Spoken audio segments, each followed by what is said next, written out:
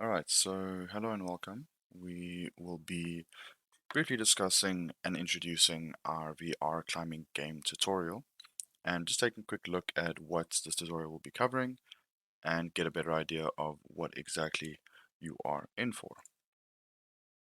So the list of things we'll cover is as such. So first we'll be setting up the VR project with Unreal Engine 4, showing the very basics of how to go about setting it up, settings, and what you might need.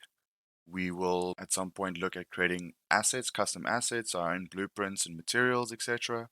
for this game in particular.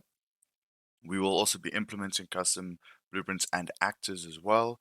So we'll be making sure that this game is tailored to our experience and you'll get a good idea of how to go about both taking existing blueprints and modifying them to suit your needs, as well as making blueprints from scratch in inverted commas, because there is a lot of logic that is already packaged with the blueprints even when you create new ones.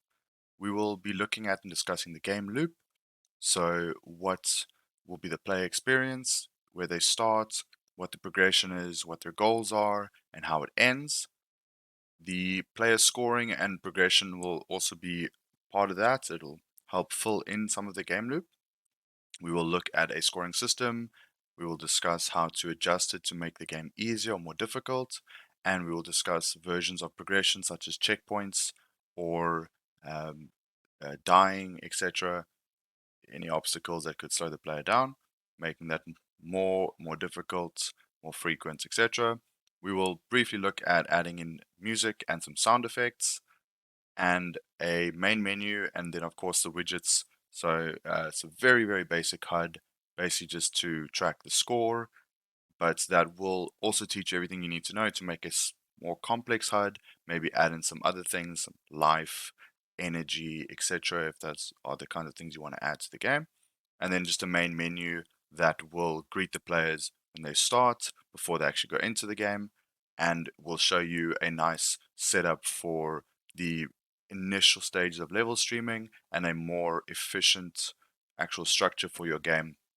We'll be separating our main menu and our actual levels, so that'll allow the main menu, if you wish to take you to multiple different levels, etc., instead of having it as part of a single level. And then, of course, we will build and test the game, which fortunately in Unreal is very straightforward. There's a couple of small things we will need to check beforehand, but typically speaking, if you follow this tutorial and you use the correct templates, etc., building and testing the game will be very straightforward, but is a very important part of the development process to make sure that each change we've made, each new thing we've implemented, works as intended and doesn't affect the overall game loop and game experience. So I hope you are ready and excited, and let's get started with the first lesson.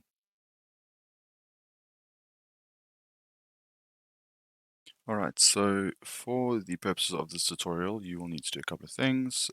First, you'll need to go to the Epic Games store and download the Epic Games installer. Once that has completed, you just run the installer, and then let's give that a moment to finish up.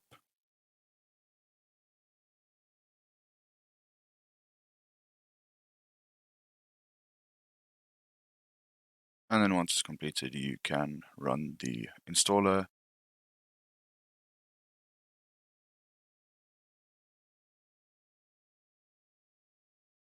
Once that is done, and you've installed it to the correct drive, which is honestly any drive you have enough space in, you will be able to open up the Epic Games launcher. It'll look like this.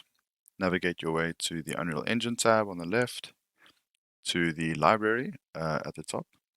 And then we will need Unreal Engine 4.27 for this. You can select a new version and select which version you wish to, just like that. And then press launch. All right, so let's take a look at setting up a project in Unreal, specifically a VR project. So we are busy with 4.27. So just press launch and it will do a couple things in the background, check some prerequisites, and it will begin.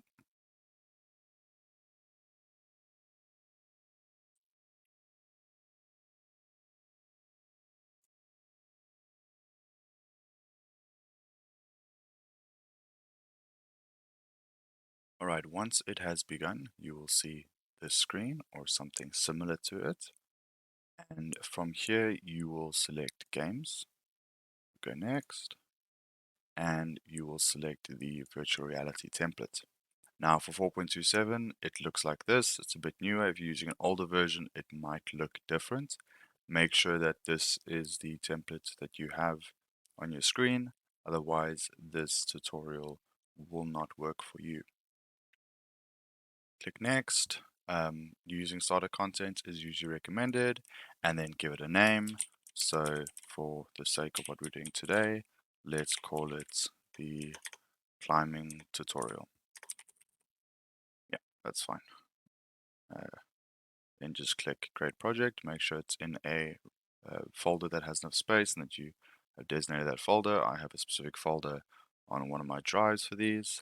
And then you just click Create Project. And Unreal will then put together everything you need.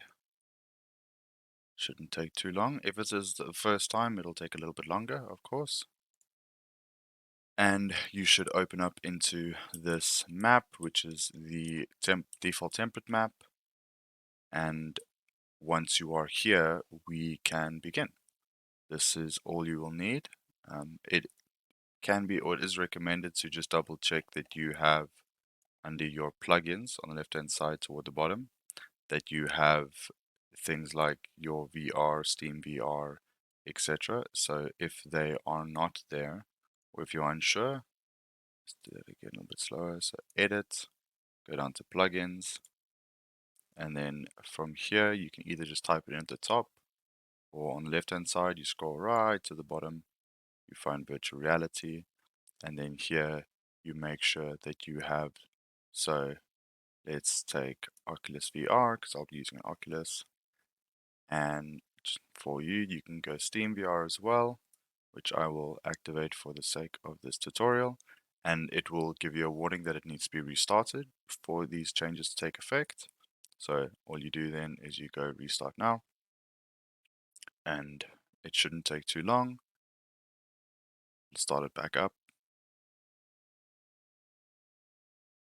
and it'll pretty much return you to the exact same screen. It'll just show you what is installed. So you should see now, oops, not there. If you scroll to the bottom for virtual reality, you'll see that they are now enabled for both of those.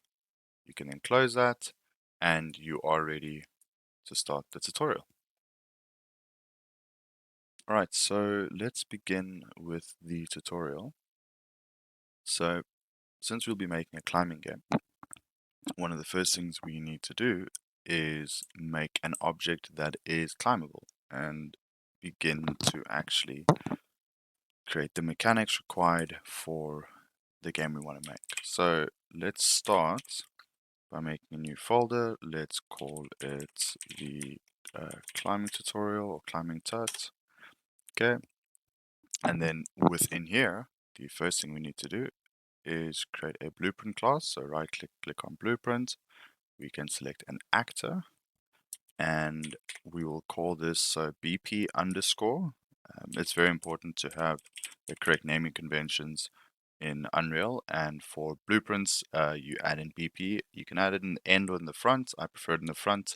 It's just a bit easier when sorting through. So BP climbable cube, and once you've done that, you can go and open it. I prefer to have them all docked together rather than as separate windows. Once inside, you can click on the scene root and you can add a cube. The cube's name need not change, and just for simplicity going forward, or expediency, just change the scale, to 0.2. It's a bit smaller and it'll be a bit closer to the scale of the other cubes that you see in the world already. So compile and save. And the only other thing we will need to do is add component, and we will want to add something called a grab component. So what the grab component is essentially a neatly packaged bit of code that Unreal, the engine handles for you. I think they only introduced it a little bit later think about 4.26 onwards, and it basically handles all the logic for interacting with other components that, as it is said, can be grabbed. So what you will find is that when dealing with a lot of repeating logic, so let's say, for example, you want to have a whole bunch of objects in your game that can be pushed, for example, but only in a certain direction, you can have a component specifically handling that logic, and then you just attach it to everything that you want to be able to be pushed, and then everything that doesn't have that will not be able to.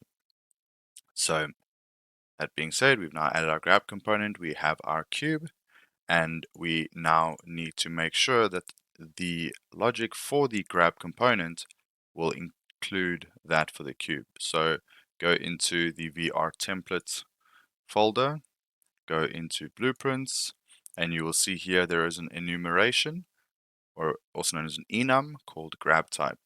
Just double click on that. Go down to the fourth one, you'll see it says custom. We will want to change this name because this is going to be the enumeration for climbing specifically. We want to have a type that is specific to climbing.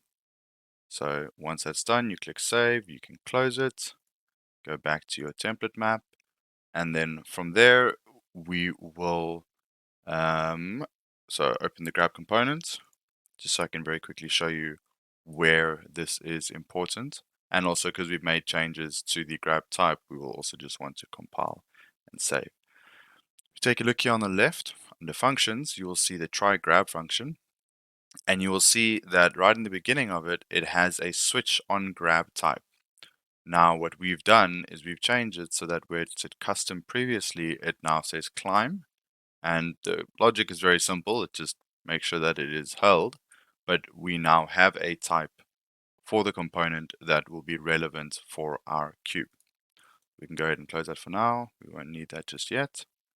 Click save. You'll see I'll sort of save every now and then. It's always a good idea to save as often as possible because you never know when there might be a crash or something and you could lose quite a bit of work.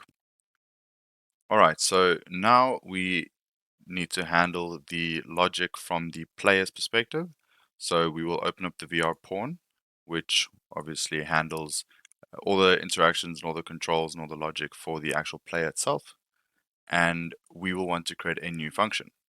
So on the left here under functions, just click the plus function and we will call this climb action.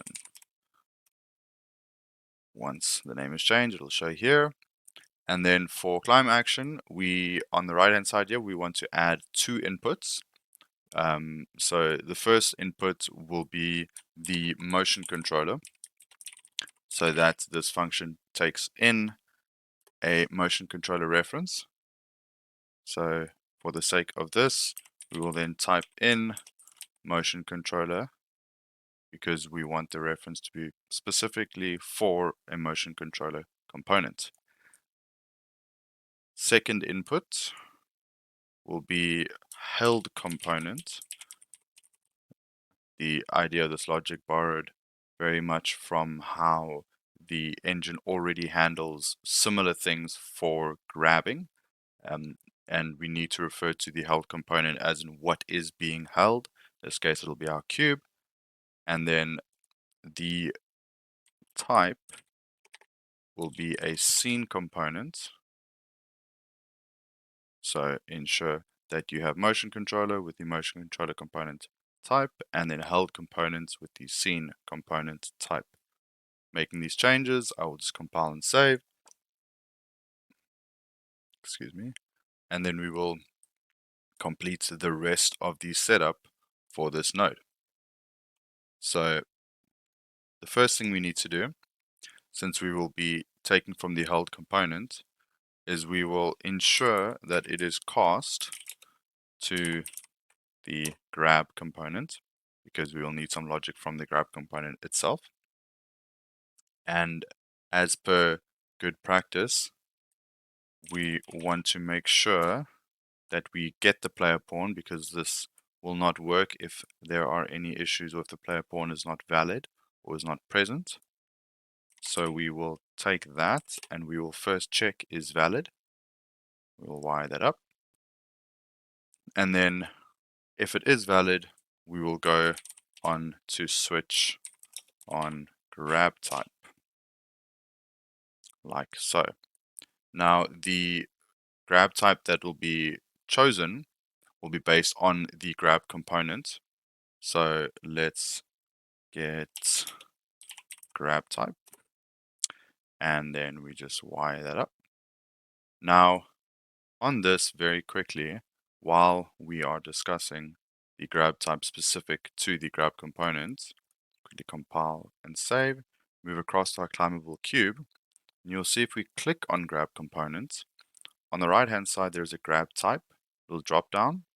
We click on that and we click climb, so that it now associates climb with this grab component specific to any instance of the climbable cube. So let's go back and continue. So from the grab type, we know that we'll be using climb. Now, the first thing when we start to reference any component, and in this case a new component for this logic, we will first want to make sure that it is valid. So in ensuring it is valid, we will take the held component, because here we were checking for the player pawn, and we will run an is valid, but this will be specifically for a Boolean output. Just tidy that up. You can just double click on any node string and it will create a reroute node like such, which can just help you tidy things up.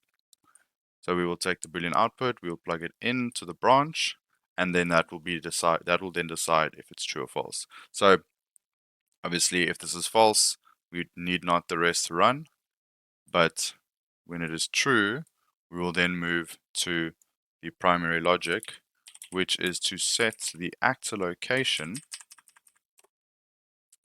for our player pawn. So because when we grab this object, unlike the other objects that are grabbed, typically all the other objects or the grabbable objects that currently exist, the objects themselves move. They snap to the hand, and as you move the controller around, it moves the object. Instead, when we are climbing, we want the object to remain stationary and we want to move, or we want the player to move instead.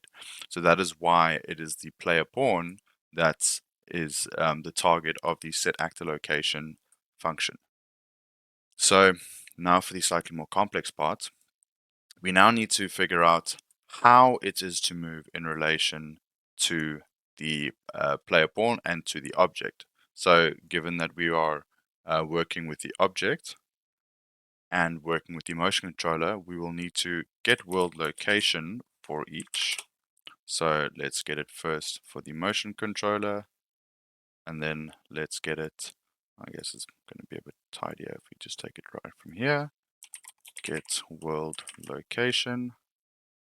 And now for these two, we now need to get separate aspects of their actual locations. So we will need the look at rotation for the one. So, and we will need the distance vector for the other. So let's do that. So let's get the distance vector for the motion controller.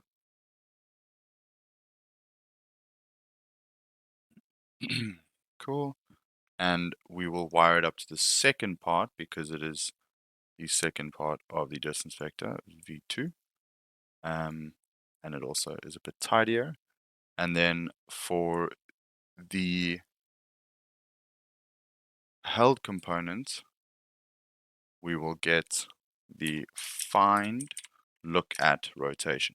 So essentially, in which direction it is looking, or in which direction is its forward direction, because every object has essentially what is considered a forward direction, and it will get the rotation value for that specifically, and it'll start from the held component, and it will go to the motion controller. So to give us an idea of the perpendicularity between the two, we will then take that and that will be turned into a forward vector. which is just quite simply the vector value of the forward-facing rotation.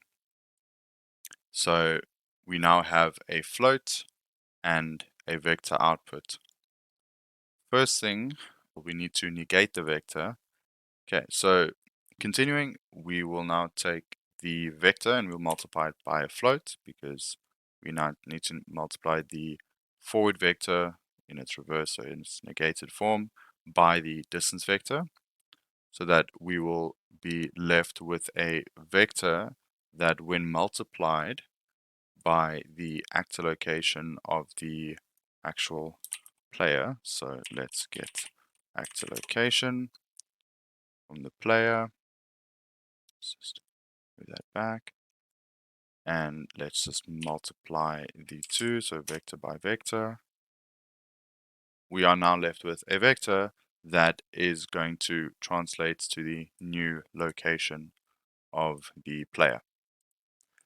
Like I did warn you, it is a bit complex. The mathematics or the math behind it is relatively complex, but fortunately, once you get an understanding, it becomes relatively straightforward, and it fortunately doesn't change much in terms of different use cases. So if you have this or have access to this, or you even just screenshot this section, you will be able to use it anytime you wish to move an object relative to another object that is to remain stationary while the player pawn is to move instead. So with that being done, we will then click compile and we will save. So just a quick update. In the climb action function in the VR pawn, I noticed that I made a mistake during the explanation recording. I had this here where the get actor location interacts with the world locations of your motion control and hold component. I had them multiplied together when in fact they should have been added. So just make sure that that is correct, or it will cause a not a number error, which will cause problems for the game when you try and interact with your climbable cube. So just ensure that that is correct, and we can continue. And then the last thing we need to do for this is we need to go to the event graph. Let's make an event tick function. So this will run on every single tick. And we then just need to make sure that the climb action itself is actually called, because we've just created it, so currently it has no references. So first, for the left hand, should it be called for the left hand?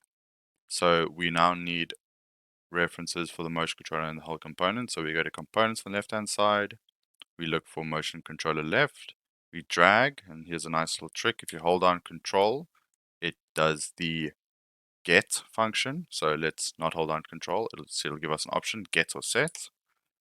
But if we hold down alt, it's the same thing, it gets the set. It's a nice little trick just to speed up your workflow if you'd like. And then hull component, we want to get that, and then let's just wire them up. And then just copy, paste this. For the right hand, just tidy that up. And then we will grab them same way. So motion controller right, hold component right, and they will be connected up there. So just for some context, because I think it is useful, these held components that it is referring to, if you are unsure as to what they are or why they're called that, you can click on that. So you can right click, you can go find references, and then you can see all the times it is called. So possibly one of the most useful references is usually the set, where it is defined. So double click on the set, and you will see that here, as part of the grab action, when you grab, it first tries to figure out what's near the controller. It makes sure that the controller it's using is actually valid. It attempts to grab it, and should it be successful, it then sets what has been grabbed to the held component left, in which case that is what we are referring to here. So again, compile save. You have not already. And that is it for the climbable cube. And next, we will move on to some of the other aspects of the game, like looking at the scene setup and what it is we want to actually achieve from this game. All right, now that we have implemented and tested our climbable cube, so the first climbing mechanic, we now need to make it so that the VR pawn, which currently does not have any gravity implemented, is actually able to detect whether we are climbing or not. And if we are not climbing, we should be falling. And this will obviously add to the game loop, and this will ensure that there is some stake for the player, so that obviously, should they not hold on correctly or mistime or miscalculate a movement, they could potentially fall to their death and have to restart or spawn from a checkpoint. So now this is going to be part of our event tick. So let's move it over, give it a bit more space. As part of the sequence, we are going to draw it across. Let me just make sure that I can see what I'm doing. So we will draw it across. And the first thing we will do is we will make a branch. So we are trying to check, or we want to check first, whether we are actually holding on to the item. So what I decided to do, there's several ways to do this, I think this is probably the easiest, is quite simply as part of the try grab function, there is, if you double click on it and you take a look, one of the things that has been defined here on our grab type for climb is when we are climbing or when we are grabbing something that uses that grab type, the is held boolean is set to true. So we can use that to decide or to figure out whether we are climbing or not. So quite simply, you just right click on this and you click promote to variable, and then you set the variable, and when it is released, so over here, you just, so under press and released, for the released part of the input action, you can see under try release here, it has its own condition, and if release is true, we then set is held, which is defined here, to false. So we are going to use that here at the beginning of our branch. So we're going to grab the is held, and now initially I set this up where this was slightly different and it was working on a true or false, but instead when simplifying it to the is held, which I think is just a more elegant solution, especially for a more sort of beginner level. The more complicated solution might be more robust in larger use cases, but for the sake of what we're doing, this is perfectly fine. So I'm just putting the not just to flip the true and false so that the rest of this does make sense. So for now, we can think about it as we're not looking at if it is held or not, we are looking at if the player has let go or not. So let's start with that logic. So on true, so the player has let go at this point, and we need to know now if is falling is true or not, and if, and sorry, and along the false line, we need to know if they are climbing. So this point is important to make two variables. I have made is climbing. I like to use question marks when using my booleans that are for logic like this, so because they're a bit easier to find, and it allows me to not have name clashes as well. So we want to set our is climbing. So excuse me. So is held. So not holding on, okay, so that they have let go. So they're still holding on, is climbing should be true because they are still climbing. And of course, if is climbing is true, then is falling has to be false. So for the first branch of our logic tree here, we make sure that if they have not let go, then so let go is false, then we know that they are climbing and they are not falling. So on the other side of things, we now need to know whether or not they are falling. So, because here, if they are falling, meaning they've let go, then the first thing we need to do is, so also on false, we will then have to check whether or not they are climbing. So we put that in as a condition for this layer of the branch. These logic trees can get quite complex, but usually I find it's quite a bit simpler, or it can simplify quite a lot if you write it out as a simple set of yes or no statements. So is this happening? Yes, and then you sort of follow the logic in that direction. No, follow the logic in another direction.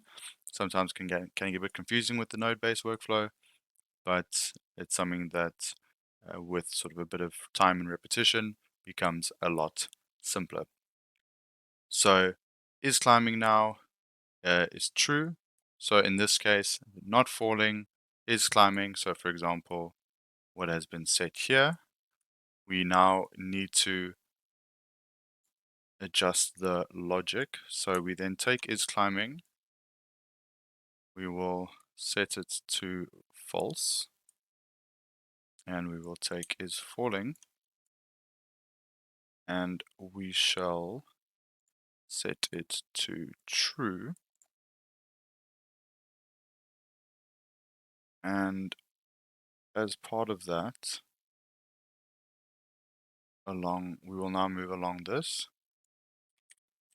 and we will begin our line trace. So line trace by channel, because what we are now wanting to do is we want to detect where the ground is, or how far it is from the player. So now, given that our player, the only usable mesh as part of our VR pawn is the camera, we will be using the camera to check this. So we'll first need to bring in a get camera. We will want to get the relative location. So it is its location relative to a specific point, and in this case, it is its location relative to the default scene root. We will split this variable because we only want the axis to the Z, we only want the up-down direction, because we are checking from camera straight to ground, shortest path, and that is going to be multiplied by a vector. And this vector is going to be the actor, so our VR pawns, up vector.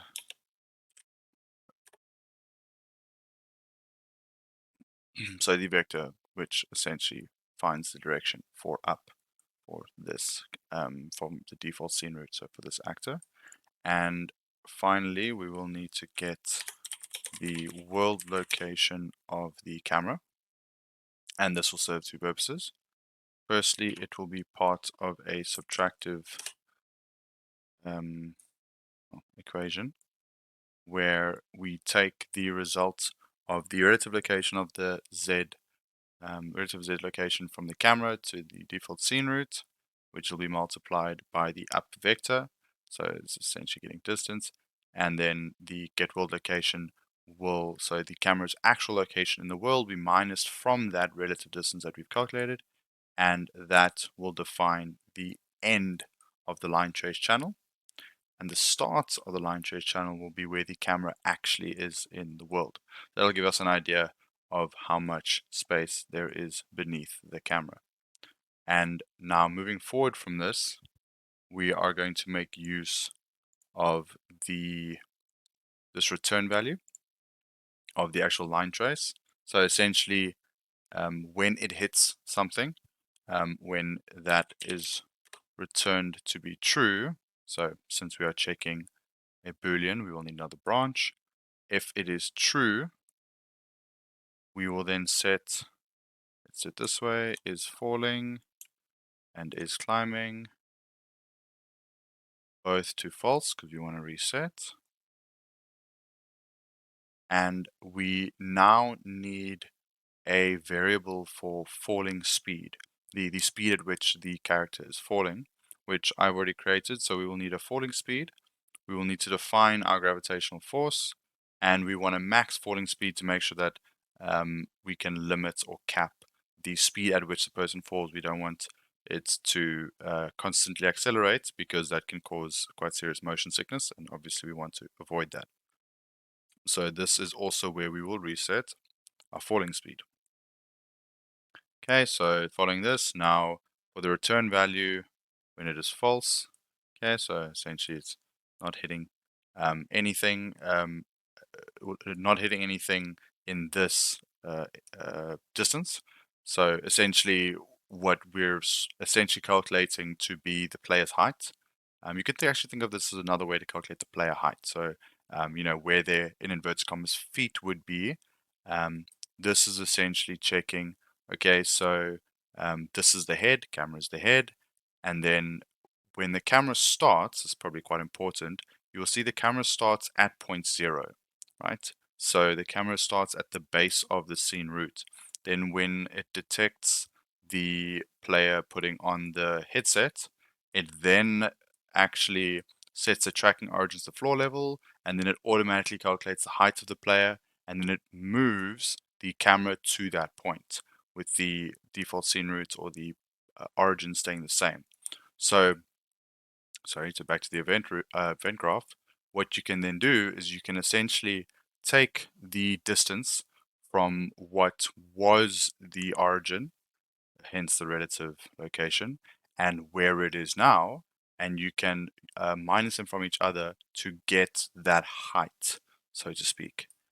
And using that, we are detecting if the ground is close enough for the player to just stand, so i.e. you let go and you don't fall because you are standing on the ground, or in this case, no ground is detected by the feet, so there isn't ground to stand on, you should now be falling. So we then take falling speed, and we now need to set this to a value that is greater than 0 to ensure that the player begins to fall. So to do so, we first take whatever falling speed was, which we know in the beginning is 0, and we need to add it to what we are now going to calculate using gravity. So our defined gravity, which is defined as 981, so it's in newtons, yeah, essentially, instead of the meters per second, which is 9.81. This works out a bit simpler. We have to do slightly less mathematics if we just set it to 981. And then we use the time that has passed. So it is get, wow, get delta world second, or world delta seconds. So basically, as it says here, the frame delta time in seconds is touched by time dilation. So as the time passes, we know that it needs to add, it's basically, it just makes acceleration. It's probably the simplest way to explain it. So float times float, and then we simply add this so that every time this ticks, we are adding the meter per second of gravity to the falling speed, and that then sets the falling speed, which then goes on to, so to actually make the actor move, we go to add actor world offset. So this is essentially going to move it from its position rather than where we previously were setting the actor location, which is, that's why you'll see when you grab, there's sort of like this little jump, this little snapping movement. This instead adds to wherever it is, it just adds onto that. Now, for this delta location, the actual vector change, we now need to take falling speed. We find the minimum between it and the maximum falling speed, which for the sake of this, we've set to 300. It's pretty much the default movement that Unreal uses for a lot of its characters. So it's a pretty safe starting point, but it can be adjusted should you find the motion sickness is a bit too much, or maybe the falling speed is too quick, etc. Want to give your players a chance to grab on should they slip. We then find the minimum of this, so to make sure that if the falling speed starts to get higher than this, it just defaults to the max instead. we multiply this as well, so float by float, with the world delta seconds. So also increments with each tick of the seconds rather than your event tick, because this is already technically part of the event tick. And then this finally multiplied by our actors up vector reversed. So get actor up vector. We simply or quickly want to negate this, so flip it basically. Let's make sure this looks a bit more tidy. And then from there, we take it to the delta location.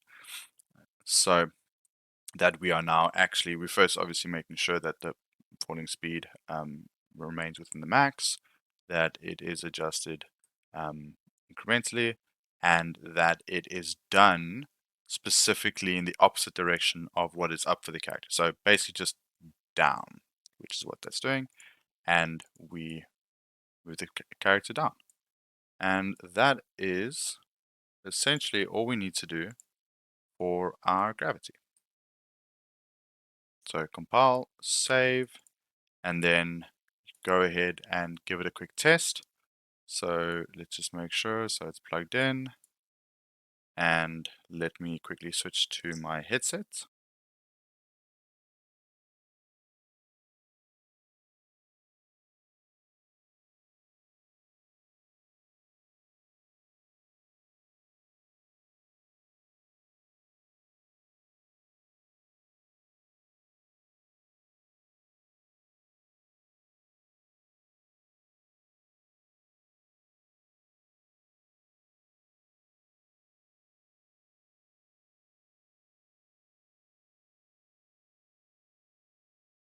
And as we can see, we now have gravity working. Right, so as you can see, I've just done a quick little sort of level layout. It's a basic sort of climbing wall section, a starting platform, a checkpoint platform, or an ending platform, depending on how you want to look at this, and then just a little bottom section just for some verticality for the level. So what I've done is I've just placed the or instances of the climbable cube across this wall, and I've left a nice big gap here so that the player is essentially forced to drop and then begin climbing up here, just so we can test out both the gravity and some different types of climbing.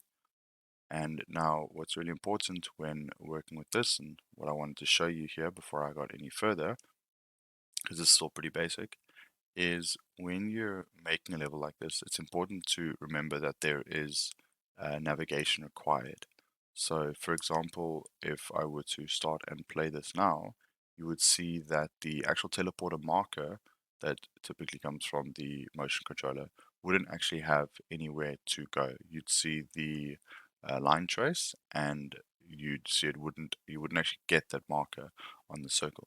So if you press P while in the viewport, it typically gives you an idea of where a player can move and can't. As you can see, nothing has changed.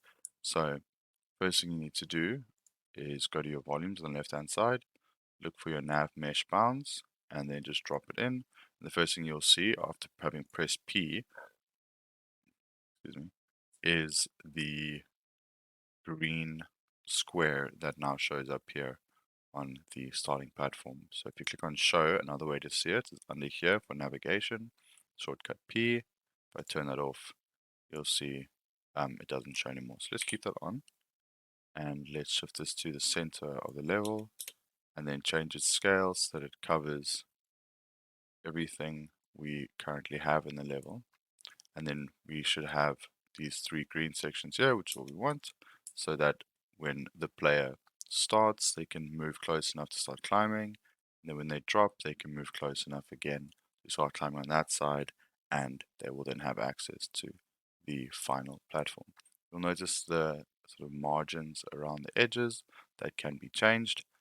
Usually the simplest thing though is to just extend the size of both the nav mesh bounds and or the platforms or ground area on which you wish the player to be able to navigate. So now that this is set up, you can do this yourself and you can give this a quick test, make sure that everything is in working order, and then once you get to the other side, we can continue. All right, so moving forward, one of the first things you'll notice is that this isn't really a loop. You start, you begin to climb, etc. And then when you get to the other side, nothing takes you out of the game. There's no sense of progression. It's just sort of a basic test. So I think one of the first things we can do is we can add in a consequence for the player. So what is often referred to as a death cube or a kill cube.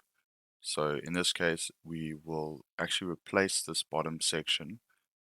Let's replace this part here, so over which they're climbing, and we want to place an object here that if the player falls into will reset them to the starting location. So first thing to do is we create an actor. Let's call it BP Death Cube, so following naming convention, and we go and open that up. And on the inside, all we really need is a collision, a box collision specifically for this.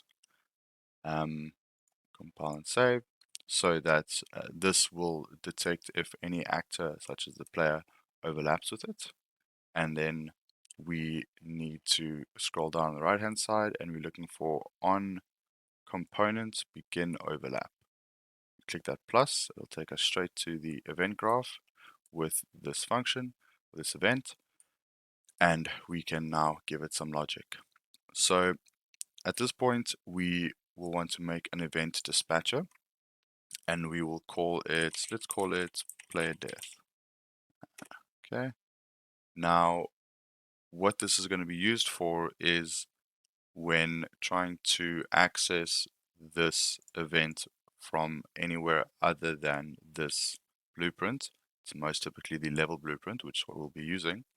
This allows us to, on call, actually assign these events to a set of logic or a set of functions that can control the entire game. So what you'll see, so let's just start with, let's just do call player death and open the level blueprint. So under blueprints here in the main level, open level blueprints, you'll see it's currently empty, okay, because this is just a default map. And the first thing we'll want to do here is look for an event begin play. And before we can start calling or accessing the death cube, we will need to place one in the level so that we can reference it. Now, once we've placed it in the level, we will just want to ensure that it is put in the right place. So let's just quickly place that correctly. So we want our death cube to cover this space. Always a good idea with things like this to just give it a little bit of extra width so that you don't have any sort of unforeseen issues. And then obviously we don't want it to be higher than the ground, preferably not intersecting too much either. And now we have our death cube. So if you click on it, there we go, and you leave it highlighted, and then you go back to your level blueprint, you can right click, create a reference to it, and then from there we can now, so it's called assign, we can now assign player death a world or a global event. So let's just wire that up. So now when the game begins, it will find the death cube and it will assign this event to it. So every time that player death is called, this event will run. Now for the current state, this event can nice and simply reset the player pawn. Let's go get player pawn, and we wanted to set it back to the location from which it started. So set actor location, and then the player from which it starts. So you have a few options. You can either hard code. So in this case, we'll keep it nice and simple. So we're just doing 165 and 125. So x165 over here. So we're just going to hard code it for now. 165, y is 0, and then z is 125. So now what's going to happen is whenever the player dies, or they trigger the death event in this collision, this box collision, they will then start again from here without changing anything else. So as the timer is running, their score, etc., the time will continue, and that is also then part of the penalty. They then have to repeat this, and they will waste more time. So as simple as that looks, that is all that is needed for that. So we can now close that and go back to our level. Just a quick word of advice and some additional information. When using the death cube and some of the other collision events or collision triggers that will come up, it's important to add some kind of collision detection to your camera. So in this case, I've just added a small capsule onto the camera, since that is the only static mesh that's originally part of the VR pawn. And then this will allow um, any of the interactions with like the kill cube or the death cube collision to happen, the checkpoints, etc. So this is very important. And as well for the death cube, let's just quickly go to the level. It's important to make one large death cube that goes all the way across rather than having multiple instances, since it has the same purpose throughout the level, and it will help with falling, etc. You don't need to break them up. Right, so now that we've tested the death cube and we've ensured that it works, next step is to extend this level. So for simplicity's sake, for now anyways, we can quite simply just copy everything across. There we go. So hold on Alt and Shift, give it a shift, and there we go. And the simplest thing here is to, instead of copy pasting nav mesh, we just take the original one and we extend it to cover the entire level again, some extra, and we can, oh, I forgot to copy the death cube, the climbing cubes, that's fine. Just grab a couple here again. There we go, just move it a bit closer. And we can draw out, or quickly plan out a route. So let's get that going. There we go, and then once again, ensure that the player drops onto this, or can drop onto the space, and then we will want them to go be able to get up here as well. Let's grab this. So this is nice sometimes, just grabbing it from the browser, because then it snaps to surface, which is usually a bit quicker and a bit easier. Obviously the distance for these climbable cubes will change based on your arm length, whether you're standing or sitting, world scale, etc. So now that we've got that across, one of the first things we want to start looking at is, okay, cool, so our player then gets to the side, but then they die in the second death cube, or they fall into the second death cube. Now they end up right back in the beginning. So, and that's not always going to be ideal, especially for the longer levels. We might want to have some form of checkpoint. So one of the easiest ways to do a checkpoint, very similar to our death cube, we will create an actor. Let's just call it BP checkpoints. And inside BP checkpoints, so now there's sort of the choice again. Let's look at our collision options. We have box, capsule, and sphere collision. For the sake of this, we're going to choose another box collision, keeping that nice and simple.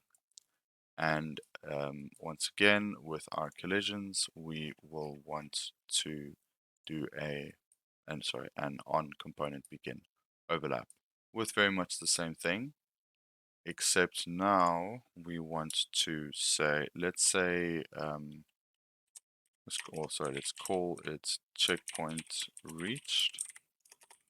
Okay, and similarly here, we will want to call it with checkpoint reached, and then we have every time it is passed through, checkpoint reached is called, which is now accessible in the level blueprint. So once again, we need to make sure we actually place a checkpoint. So what's quite important here is, because similar to the death cube, the space which this covers is going to be the space which they need to pass through.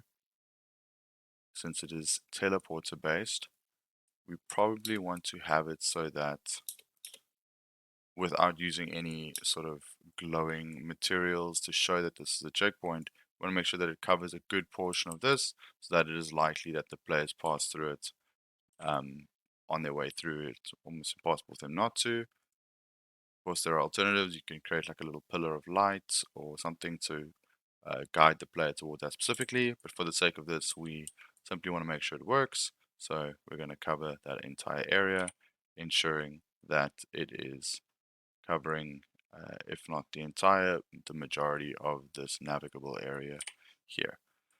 So now let's continue with that. So we have that selected, we go to the level blueprint, and over here we create a reference to the checkpoint. And once again, we now want to bind an event or assign. Let's just do bind, or actually assign will probably give us our option quicker. There we go, assign to checkpoint reached. I'm not going to change the name of the events for now. I'll leave them as is. And now there is an event specifically assigned to checkpoint reach.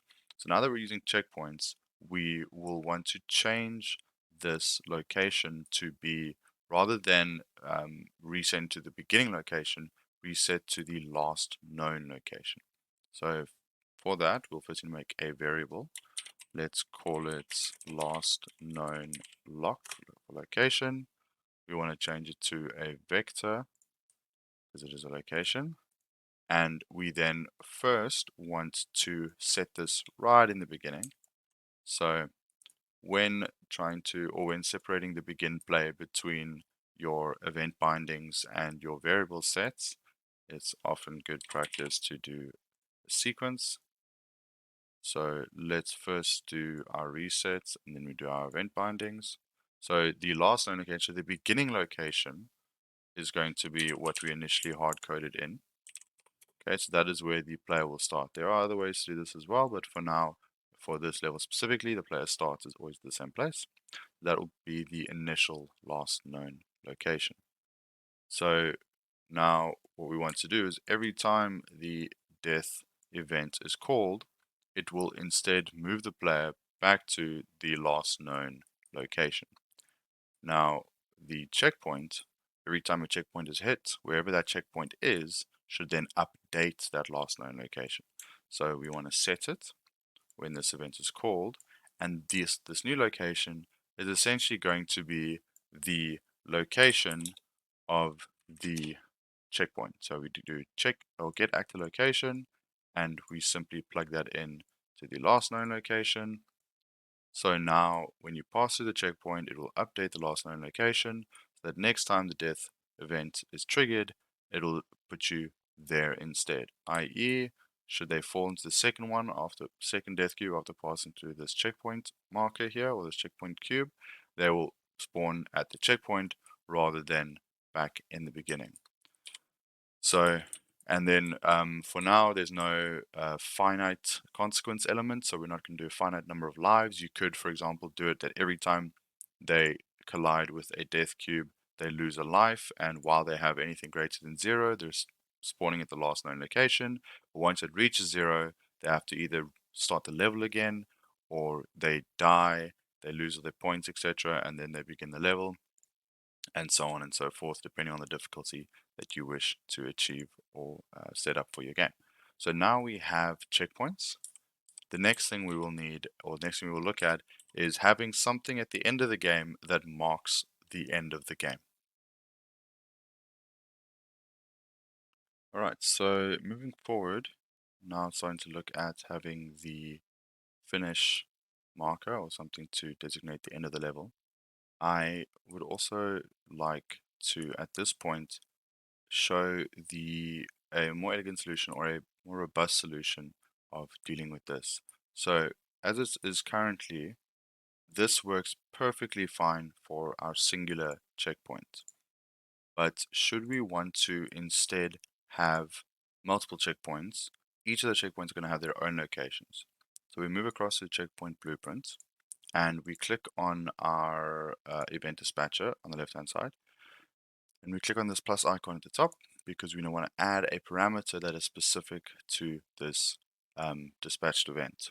So we are now going to call this the last known location as well. It's perfectly fine if they share because the one is a local variable and the other one is, well, they're each local variables technically to their blueprint, but obviously one can be accessed globally as well. So here we have the last known location, and then this should be specific to the location of the current actor. So we do a get actor location, target itself because it is contained within the blueprint, and we do a last known location. So now what that allows us to do is instead of getting the actor location of the checkpoint that we initially used to bind the event, because we only need to do this once, we can use the last known location from each individual checkpoint for which this event is being called, and then it will set to those each. So instead of having to set this up every time or set this up uniquely for each checkpoint, we now have a location that is taken from the checkpoint itself, each instance of that. So if, for example, we were to have multiple checkpoints along the line, we will be able to, or this will be able to handle all of those without having to create another solution. So now with that being done, let's go back to our browser and let's do, for one last time, let's make an actor for, let's say, finish marker. Okay, so we do the same thing. We have a collision, box collision once again. For the sake of this level, it's the simplest and we don't need much else. And here we will also, for now, quite simply do a begin overlap, an event dispatcher, which can be finish. Let's say finish game. Drop it in, we call it, and that is all we need for this. Just tidy that up. Okay, and we go back here, sorry, to our level, and we drag our finish marker into this final state. So this is also where you would typically want to give it some kind of tangible sort of shape. So let's go to the finish marker and let's just, for keep things nice and simple, let's add a sphere, an actual sphere that must then fall within the box. So let's change the size of the box because the sphere is now our default scene root. So you've got the box and the sphere. So we're going to start with simple materials. So simplest thing for creating material, you do so, you start with M underscore, and this can be of M finish marker, because this is the material for the finish marker. And we have this as our output. So for now, we're only going to be using the base color and the emissive color. In VR, you don't want to be using too many of these because VR simplifies a lot of the textures anyways, and this information can be quite complex and very taxing for your performance. So if you hold down 3 and you click, it will give you a 3 color or a 3 parameter color, so RGB. and we can just click on the left hand side here and we can pick any color. So for now, since it is the finish line, we can make it red, and we will plug that into base color, and we will get a preview on the left hand side of its color on the shader sphere. As soon as it loads, there we go, and you can see there's some roughness to it. There is a HDRI, which is giving us an idea of what it looks like.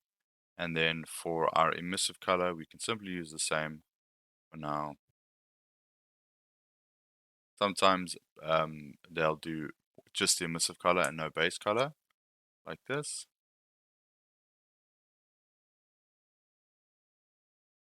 Which is perfectly valid. Typically, though, you would then want to change it to something like a light function or something a bit more simplified so that it knows it's only using the emissive color.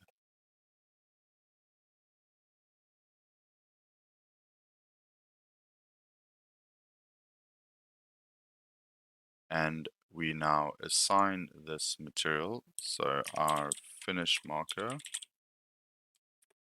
to this sphere, which is in the level, and then a player knows to, or should know to step into this to finish the level. Now, before that is completed, we now need to actually complete the logic. So once again, we've selected the level, we right click, we create our reference to it, we do the assign, finish game, grab this event that gets bound, and we now have a couple of things that we want to do. So when we finish game, there are a few things we want to change and a few things we want to track. So one of the things that it will be important for this is we don't want to just quit, because we're going to have a score. We want the player to be able to see that score. We want the timer to stop, etc. So on finish game, we want to have a variable, which I'm going to call is plain. And for this variable, when we have finished the game, we want to set it to not true. Okay, so for the sake of this, you can have something that initiates the game, but typically speaking, you're going to want to, at begin play, because the play begins immediately, set is playing to true. Now, this is going to be important for when we make the score, or we set up the logic for the score, because the score is going to tick down based on a timer. And that means that the timer will be running while is playing is true, so while we are playing the game, and then the time will stop when is playing is not true.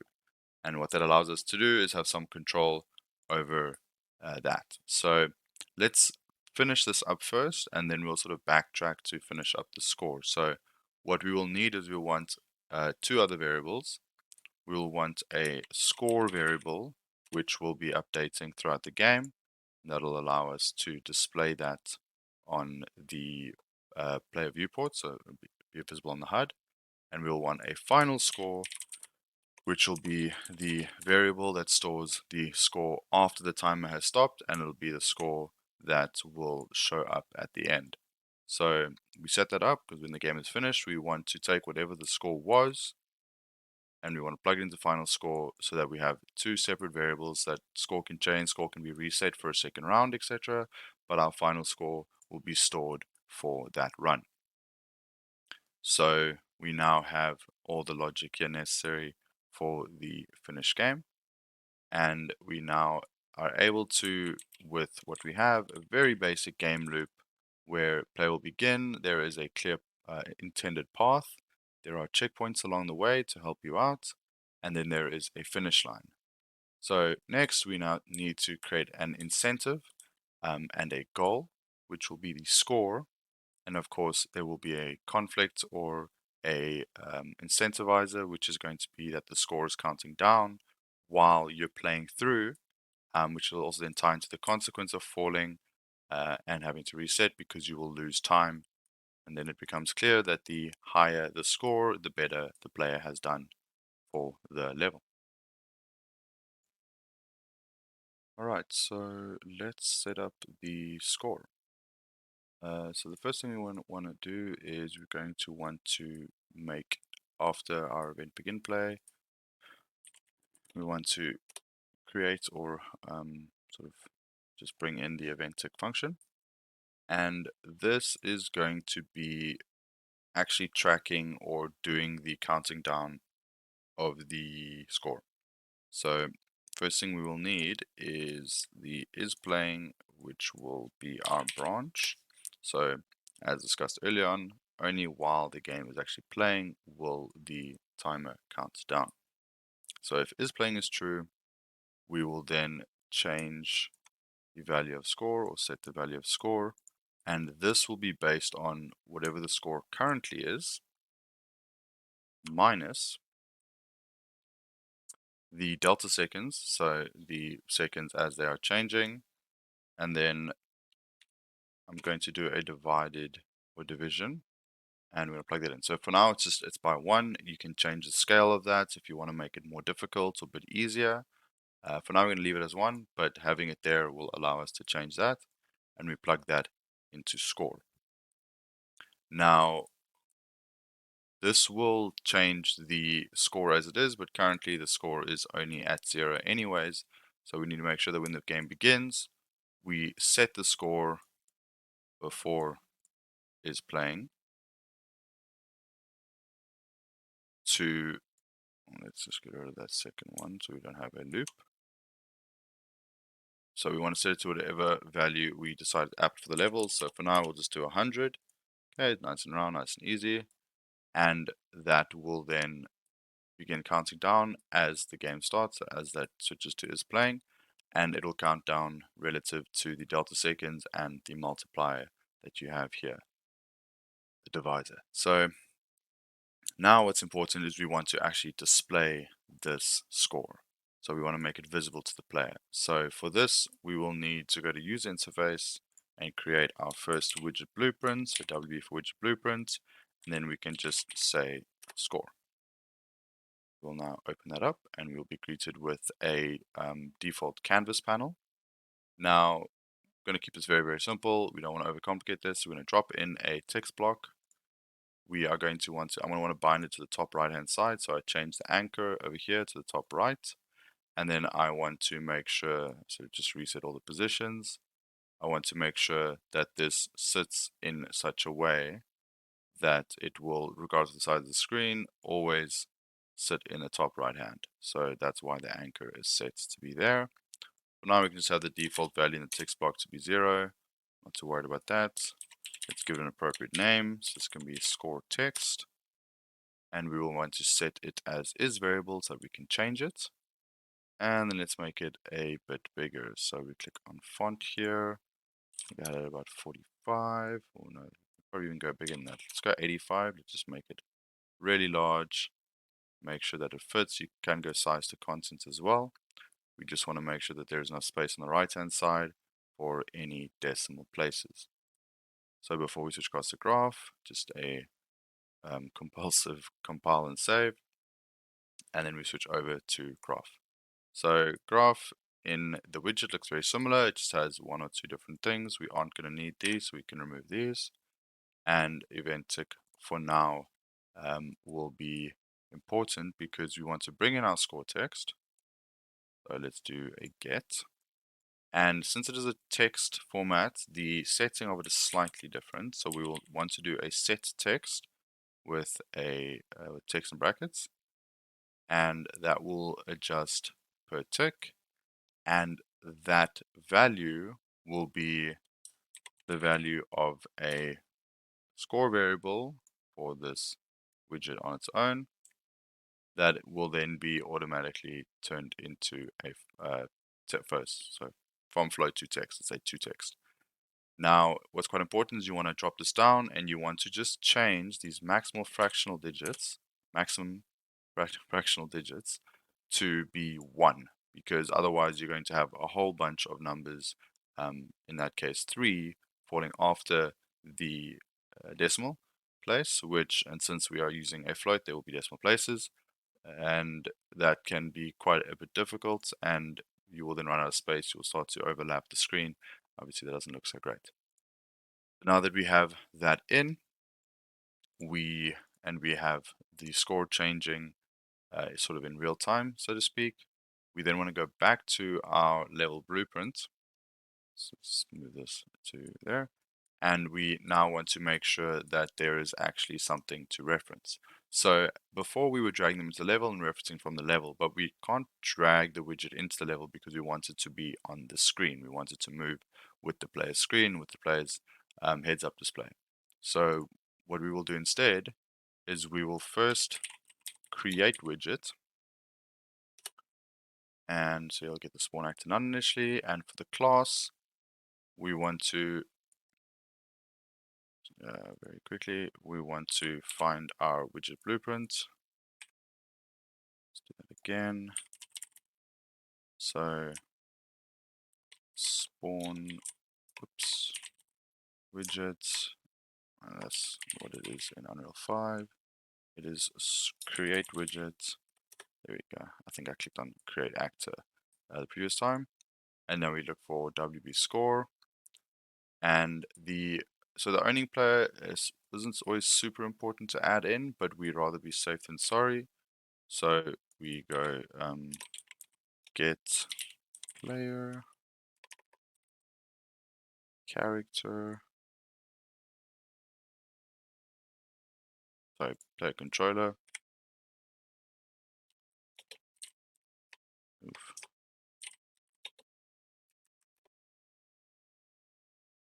And we just plug that in. And then what we want to do is we want to take this, and the first thing we want to do is create a variable. We'll just call this WB score reference, and we will want to attach this to the player viewport.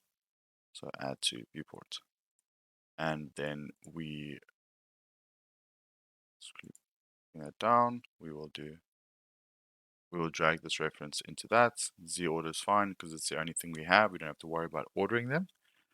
And now it will attach to the viewport, which is fantastic, but we are still missing one piece.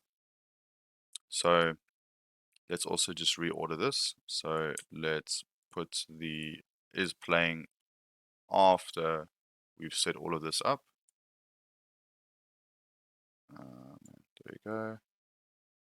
Hands are very cold, so unfortunately my mouse control is a little bit hindered.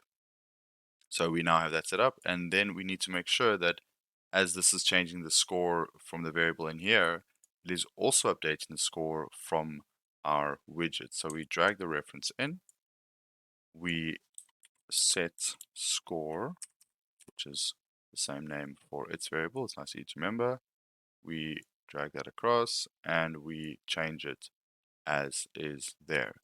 So now with things like this, you can usually test it quite easily without actually having to go into the VR play, and you can just test it. You can see in the top right hand side, it is counting down and it is showing on the screen in the location. It's not overlapping and it is perfectly as needs be. Very, very basic for now. You can obviously change it, make it look nicer, etc. For now, we just want to make sure that it is working and that there is some feedback for the player, some visual feedback that there is actually it's a time-based challenge.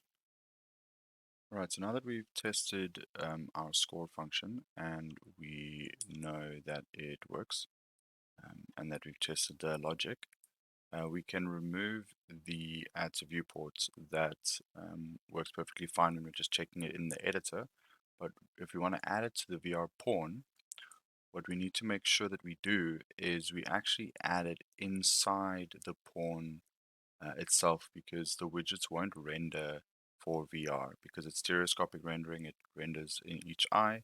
A widget, however, or unfortunately, will actually render partially in each eye, and then it looks really weird. So what you'll do is you'll go inside, you'll add the widgets. So we'll just say this is score widgets.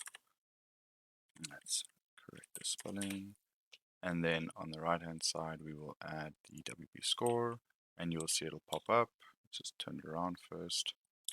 And then we need to position it so that it will be visible in front of the in front of the camera. without being too large or obstructive. So usually something like this works quite well. But you'll wanna move it around a bit. You'll want to make sure that it moves at the correct, at the correct distance. And what's really important is that it is attached to the camera, so that as you move your head, the score will move as well. And then you just want to make sure that you are adjusting that, and that is in the correct position. And then the next thing that is quite important is you will then actually adjust the values of the score widget. Um, so, so you'll see when we look for the set score, it doesn't actually come up, because this is just an instance of it.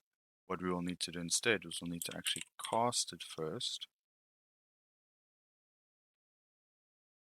Sorry, so first get the user widget object, and then we can cast it to score. And once we've cast the score and we actually have a direct reference to the score, then we may actually change any values inside of that. So to do this, usually we will want to make a separate event, because we want to be able to access it from here, because we want it to tick here, so that it works with this, because we want it to work off the is playing. So we will quickly just do a custom event, and we can call this tick score, and the custom event will have a score input that it will reference from the event, and that score input will be here. Let's just tidy that up. Okay, so now we have that when this runs, it specifically sets whatever this score is to the score on the inside of this widget, and that will change on the VR screen as well.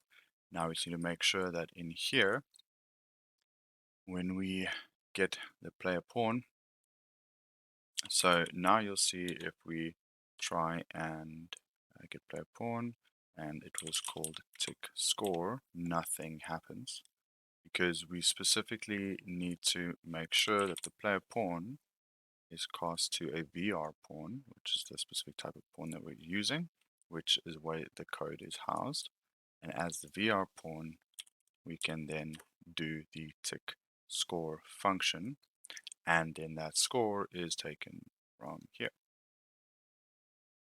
Let's not do that. Let's just tidy this up like so. And then we go ahead and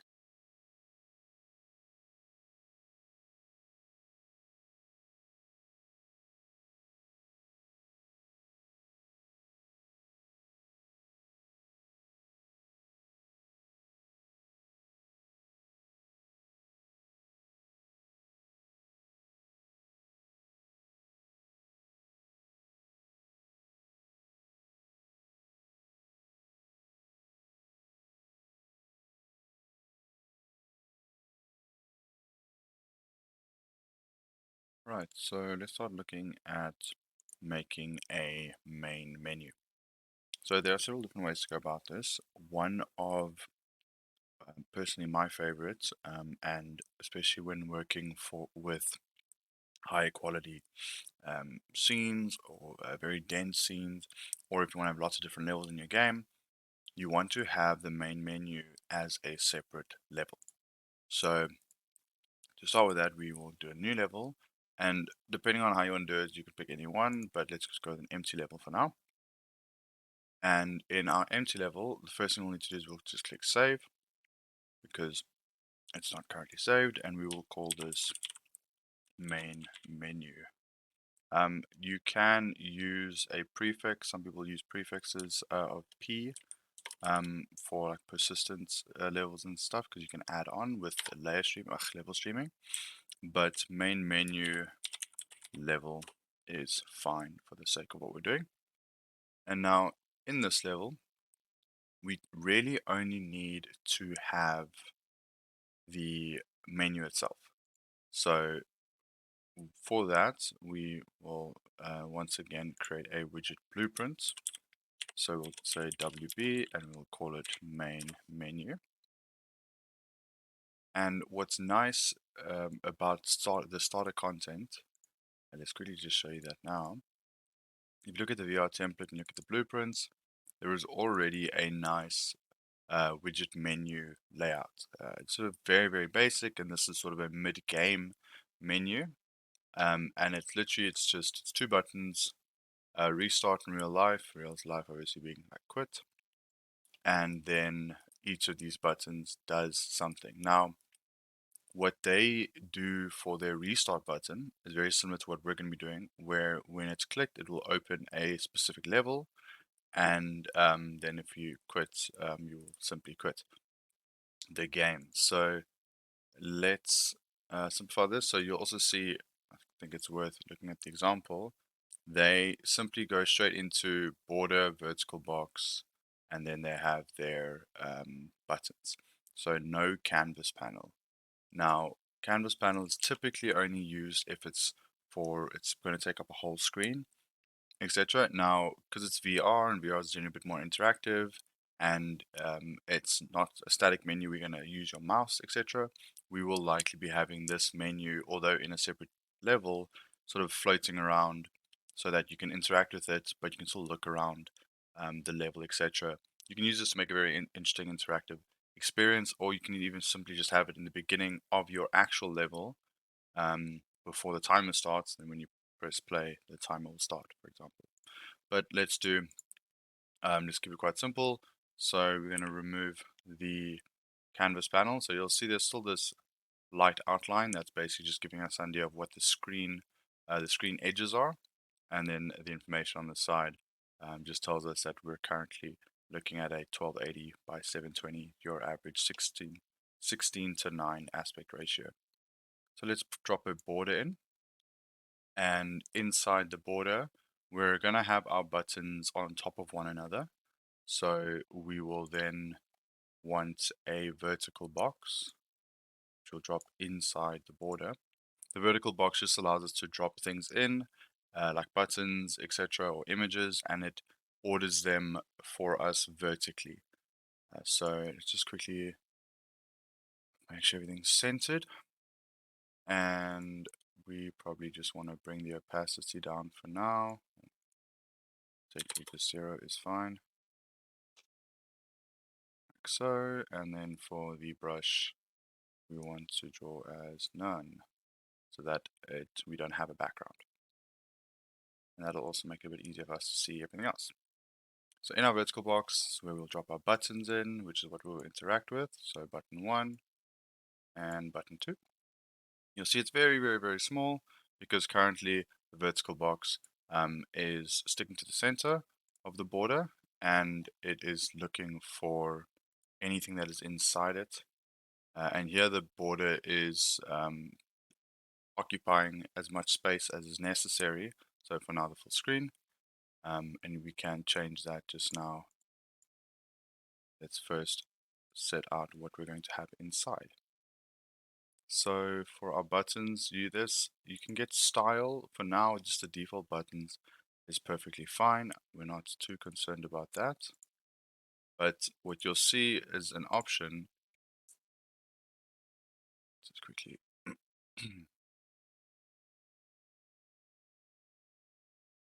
quickly do it like this, a bit bigger. So what is interesting, it's currently not displaying. Weird.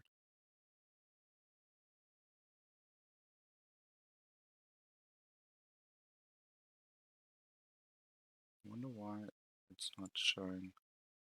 Oh, that's why. Apologies.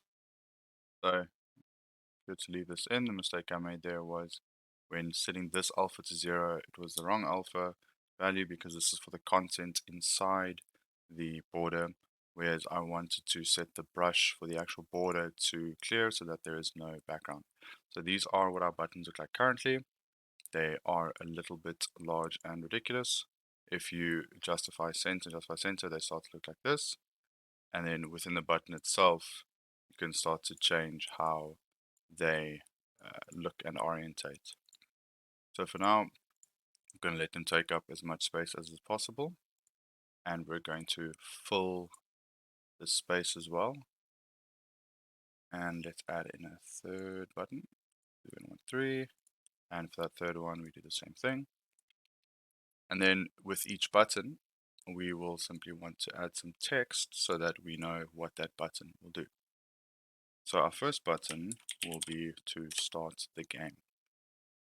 Now we want to match this so that it actually sits appropriately in the button itself. So currently button is quite large, so we will make it as so about 85, and we can change the color to be much darker.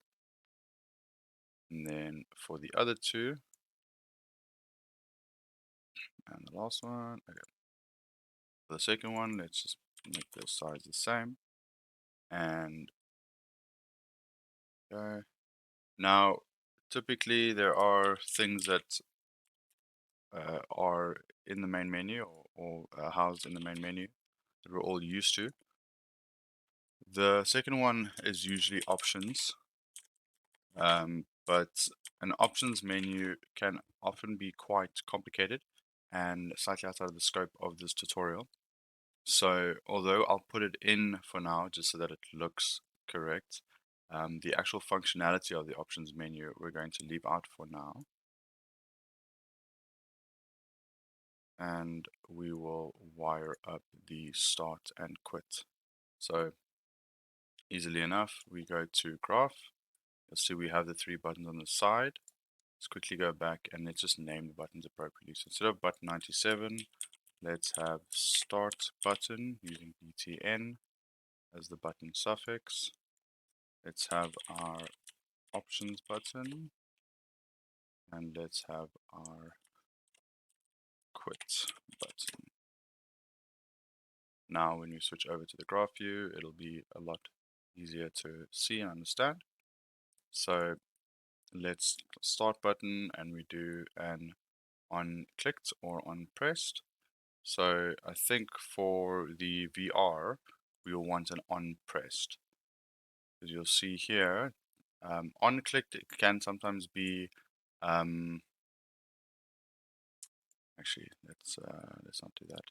Let's do an on clicked because the VR interaction emulates a click like the mouse button, so on clicked is actually correct. On clicked, cool. And then similar to what they do, we will do an open level by name. And the level name that we have been using, or have been using, is the minimal default. So one of the easiest ways to do that is just to, in attempting to rename it, you just copy paste and then press escape so that you don't actually change anything. And you can paste that in to make sure there are no issues. And then the quit button is quite interesting. There's quite literally just a quit game function. And you can ignore platform restrictions, usually not recommended. And you can do it for specific players if it's replicate or it's multiplayer, but for now there is only one player, so this is perfectly fine as is. And what's nice is then when you press it, it will open straight into the level that we are currently using for our main level, which is the minimal default, and you can get started. So for the sake of this main menu, so if we want to drag in the main menu, you'll see the first thing that happens is we can't, because widgets themselves can't just be dragged around into the world. You need to create a blueprint so that actually houses the widget. Alright, so for our main menu level, what we are going to do is we're going to leverage off the already created menu. We're going to just name this BP call it just BP menu, and we are actually going to pop this into our climbing tuts so that we have it all together. And inside here, if we pop open that menu, you will see that there is quite a bit of code. A lot of it is quality of life, just ensuring that it's easy to see, that it rotates towards the camera, etc. But what's really nice is this is very versatile code that is included in the starter content specifically for uh, developers to very quickly reproduce the same effects.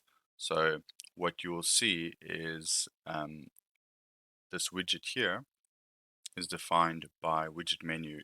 Everything else is a variable. Everything else is completely adjustable.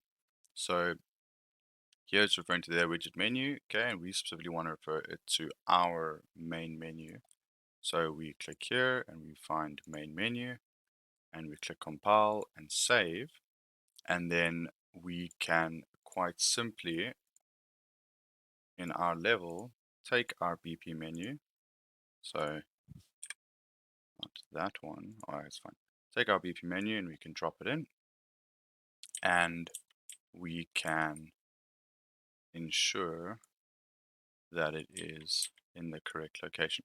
So you'll notice that initially in BP menu there is it's drawn at a very specific size. We can adjust that size and make it so that it is a size that we find more appropriate. However, for the sake of this is perfectly fine. Let's just make sure it's facing the correct direction.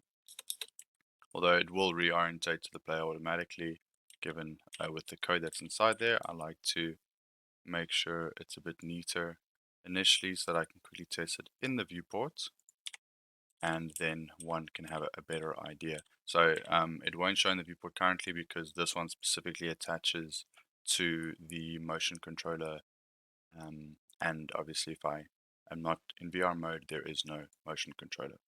So that is a very quick version of a main menu, sort of the very basics. And let's just quickly open up our main menu so that when we click start, it'll open the level that we have designated as our level with the game in it. And if you click quit, it will quit. And for now, the options button doesn't do anything. You can simply make it open another screen. You can make it switch across. But for the sake of this tutorial, we are going to leave that inert because it is a fair bit more complex. Alright, so finally let's look at adding some sound to the game. So first things first, we'll want to add in some background sort of ambience, etc. Music. We can literally just, if we imported a WAV file, WAV file, we can drag and drop it into the level, and that will serve as our music. So when the level starts, the music will play. This is quite loud, so I'm going to make it a bit softer. And that's pretty much all you need. You can make some adjustments here on the right hand side. You can add some attenuation, etc. But for now, we don't need any of that. We want the level to play or the music to play with the same volume, regardless of where the player is along the level. And then, slightly more complex with smaller things, we want to add in some UI sounds, or sorry, some not UI sounds, although there is that too. But we actually specifically want to add in some sounds for when they grab onto the grabbable cubes, for example. So one of the easiest ways to do that is you can find a spot in the code where it actually checks for the grab. So what I found to be the easiest is here in the grab left, after it has tried to grab and it has confirmed that it is held. So this is set true, you add in your sound here. So we can do play sound 2D because we want the sound to play regardless of location. And then I thought we just choose something simple. I like the dockable window pickup, and we just add it into the logic flow. You can change some things here, but now not necessary. quite happy to just play it through. I've just got to set up for the left-hand side just so I can test, and then you'll want to replicate it for the right-hand side as well. So let's give that a quick test.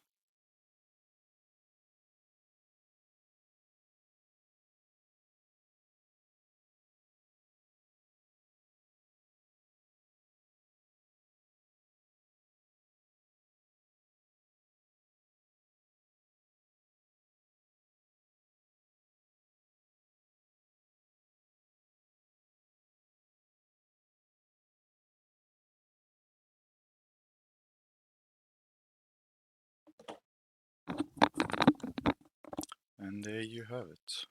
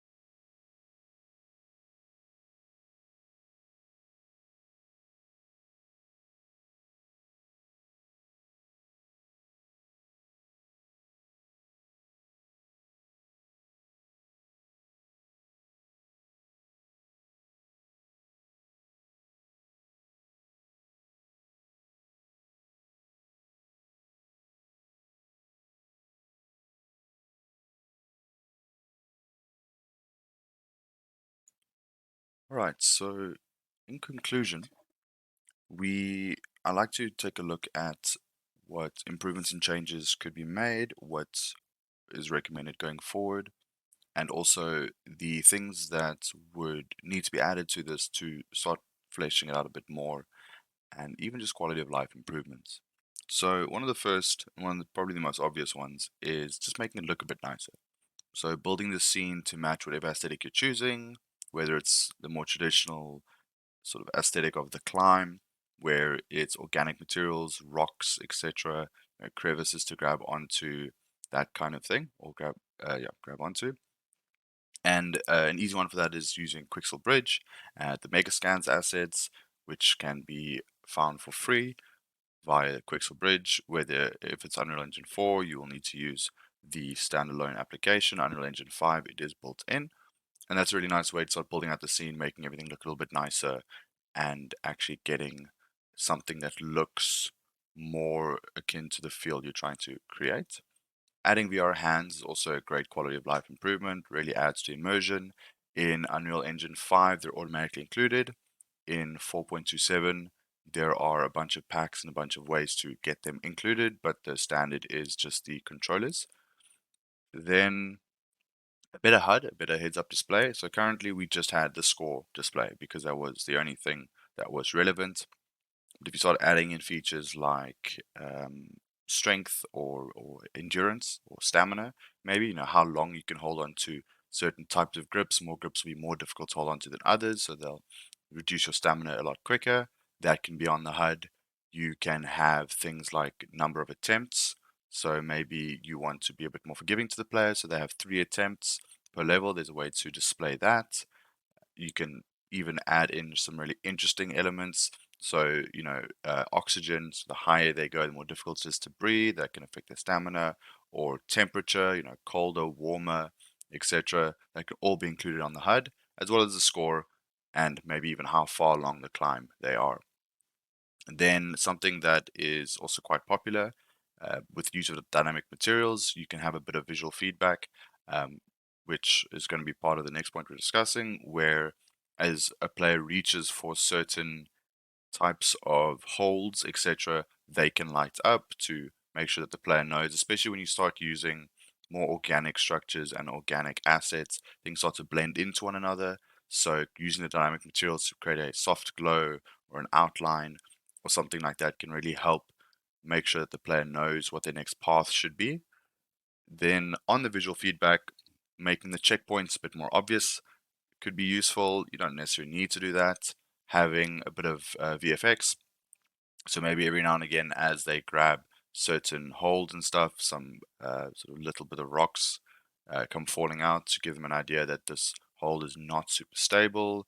Maybe there can be a little, not explosion, but like sparks or something, some kind of effect when they pass through the checkpoints, or something affecting the edges of the screen as their stamina reduces, etc. These are all things that really add to the player experience and are very useful when adding to this kind of experience. Because what we have at this point and what this tutorial is focusing on is getting the really importance of the mechanics, making sure the game actually works. Because without that, the game can look as beautiful as you want, but the player won't enjoy the experience and won't get an opportunity to actually appreciate all that effort. So it's always uh, generally recommended, but in my opinion, always more important to get the mechanics down, to get them nice and solid so the game works and it works well. And then from there, you can start adding in more of the visual elements, the aesthetics, the quality of life improvements. Another thing that is worth discussing is for the sake of the tutorial. So to test the gravity and have a bit of verticality, we had a little bit of falling involved. We in fact even had obligatory falling, so the player had to drop down from a certain level to get to another one.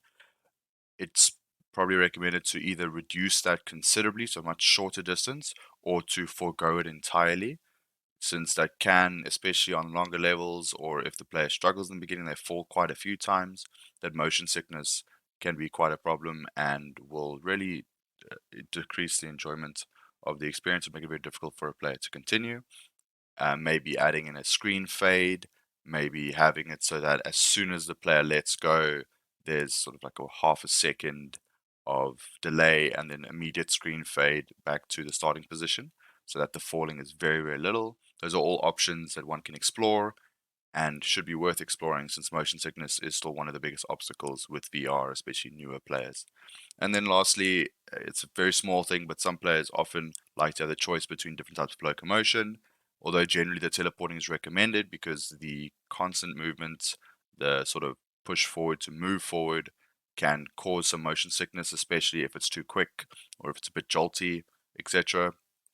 But it can be nice to give the players options on that or have it so that there is no locomotion required. The entire level is just climbing from one thing to another, and your checkpoints are on the climb itself rather than having it with little platforms in between, or have the platforms in between such that as you enter the platform, you can immediately turn and move on to the next part of the climb without having to teleport around too much or move around. Those are all options you have. That kind of locomotion is usually pretty easy to implement. Nice sort of toggle to allow the players to either have that or the teleporting. But we kept teleporting in for this tutorial because it is quite a straightforward one. It was very well supported with the template, and it foregoes the risks of motion sickness that can often be accompanied with the constant movement or constant translation. So that's sort of the gist of it. Of course, some of those are not very easy changes to make, but it can be something to think about, especially if you have used this tutorial to get the beginnings of a game you are making rather than just to learn one or two things. Then this is a great idea and a great sort of pathway or roadmap to go forward and start adding these things to your game and start thinking about polishing the product so that you can, even if it's just one level, where you have something that feels like a game from start to finish in both the experience as well as the functionality and the mechanics. But thank you very much. I hope you enjoyed, and I'll see you at the next one.